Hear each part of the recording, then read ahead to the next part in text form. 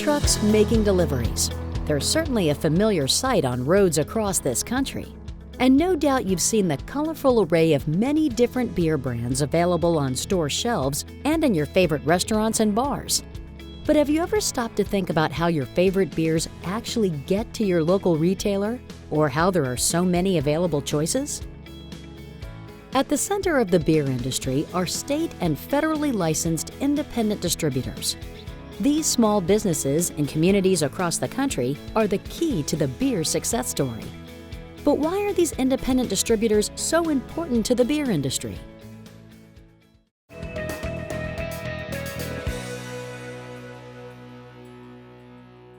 Alcohol, or as it is referred to in the United States Constitution, intoxicating liquor, is no ordinary commodity.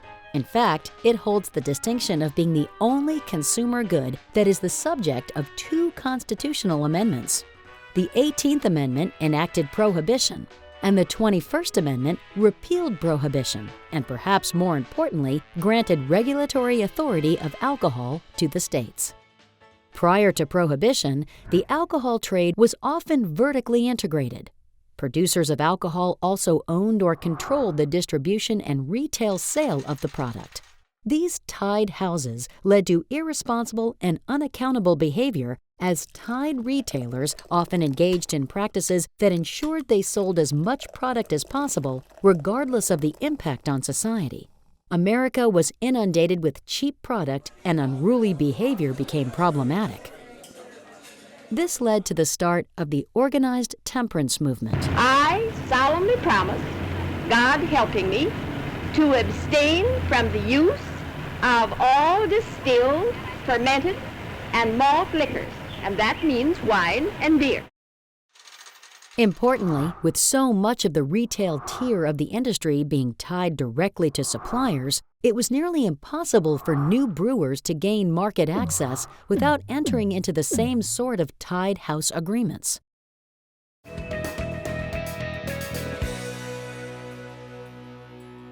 Following the repeal of prohibition, states created a three-tier distribution system which strikes a careful balance between control and access of this socially important but potentially harmful product. In this system, brewers sell the beer to distributors, and distributors market, sell, and safely deliver those beers to retailers. Independent beer distributors play a critical role in this three-tier system.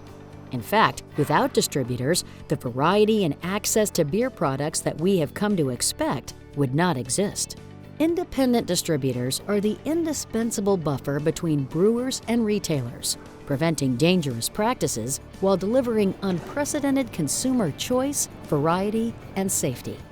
Why does the system work so well, and why is it important for distributors to be independent from the brewer and the retailer? First, independent distributors insulate retailers from abusive sales practices of absentee brewers. Independent distributors can resist the pressures of big brewers to restrict market access of small brewers. Independence ensures that a distributor is free to distribute any and all products, and to ensure all retailers get good service, fair pricing, and wide selections. Second, independent distributors are not headquartered overseas or across the country. They are rooted in cities and towns near all of us, and they have a deep history and connection to their communities, making it more likely that they will sell responsibly and obey local laws. Independent distributors safeguard the opportunity for all brewers and retailers to enjoy free access to the market in the regulated alcohol industry. The current explosion of the craft beer industry in this country is based in large part on the access to market it gets from independent beer distributors, free to handle and help build their brands, and the tremendous financial investment those distributors make. Almost every beer truck you see on the road belongs to an independent distributor. Nearly all the people you see stocking beer shelves and coolers or rolling kegs into a restaurant are employees of independent distributors. As a matter of fact, independent beer distributors directly hire more than 130,000 hard-working men and women. This is more than 3 times the number of people who brew beer for a living.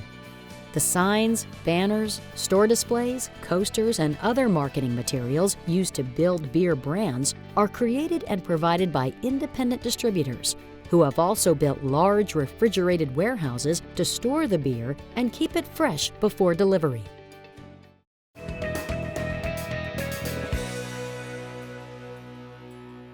We've learned a little bit about beer distributors, but how do they actually benefit and support brewers? The existence of an independent distribution tier in the beer industry means that brewers don't have to invest individually in expensive trucks and fuel or hire personnel to deliver their products and stock shelves. It means brewers don't have to build large, expensive cold storage facilities to keep their beer fresh. These things could easily put your favorite microbrewer out of business.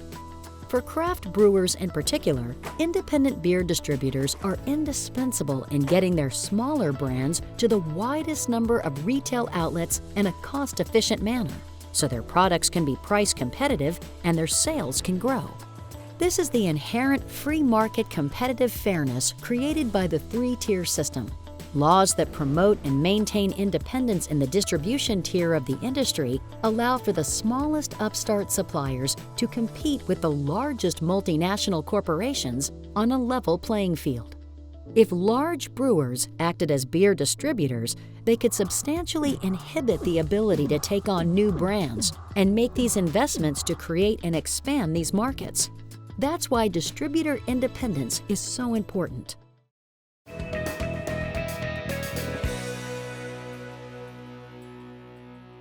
In the 1960s, beer distributor independence was greatly challenged as brewers of all shapes and sizes sought to exert undue influence on local distributors. Distributor independence was being threatened by arbitrary terminations, unreasonable requests for distributor investment, and threats of punitive damages by suppliers wishing to have control of their distributor partners. To protect consumers and strengthen distributor independence, many states began enacting laws in the 1970s. Known as beer franchise laws, these regulations ensured, among other things, that distribution agreements between brewers and distributors could not be unfairly terminated. Beer distributor independence is essential to a free market beer distribution system.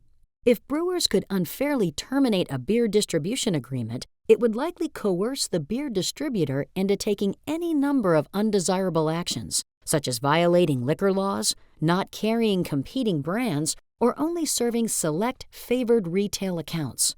Rather than the craft beer explosion we are experiencing today, we would likely see a far more restricted and far less diverse beer market, ruled by the largest and most powerful brewers. Beer franchise laws support consumer choice, brewer access, and public safeguards. Consumers benefit because franchise laws support this independent system that generates tremendous choice in the marketplace. Brewers benefit because they gain access to equipment and to personnel who deliver and sell beer to retailers across the country. And the public benefits because franchise laws support the system that regulates and safeguards a unique product.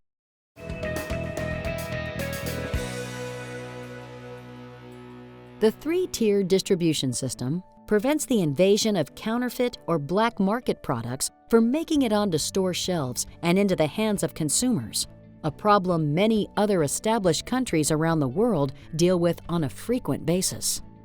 The current regulatory structure has fostered a competitive yet responsible alcohol marketplace.